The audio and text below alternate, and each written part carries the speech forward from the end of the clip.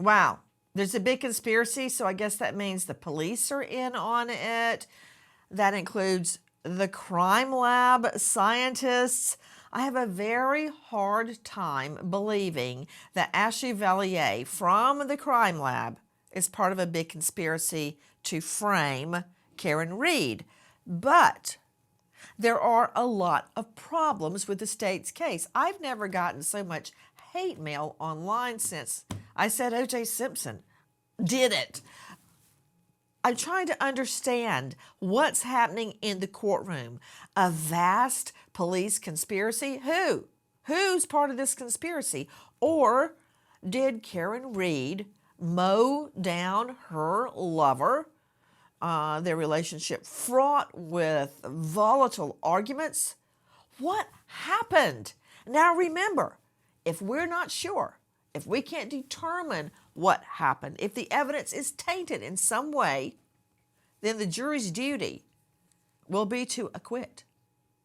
It's the state's duty to prove this case beyond a reasonable doubt, not to a mathematical certainty such as 2 and 2 equals 4, but beyond a reasonable doubt.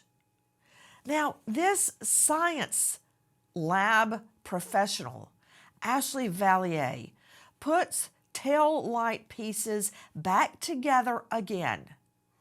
Pieces of a tail light. She tapes it back together, and guess what?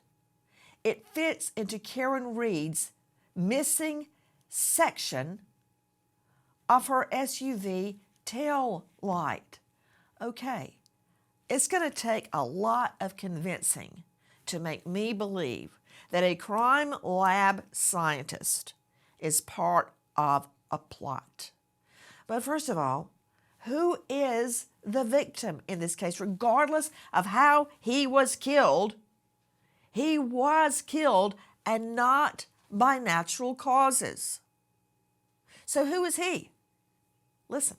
John J.J. O'Keefe grows up in Braintree, Massachusetts, with dreams of one day becoming a police officer. O'Keefe graduates from Northeastern University and pursues a master's degree in criminal justice from the University of Massachusetts. O'Keefe moves to Canton and becomes an officer with the Boston PD, serving on the force for 16 years. When O'Keefe's sister, Kristen, and her husband, Stephen Furbush, pass away within 2 months of each other, O'Keefe takes in their 2 young children. Wow. Okay, hold on just a moment. Let me understand something.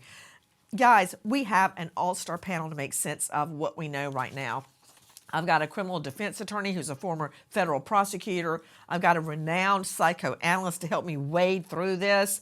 I've got a forensic expert, the director of the Cold Case Research Institute. I have one of the most renowned medical examiners in our country, Dr. Kendall Crowns.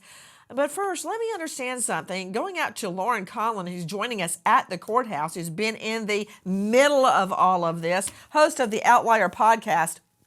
Lauren, did I hear that correctly? John O'Keefe took in his nieces, nephews when his siblings died?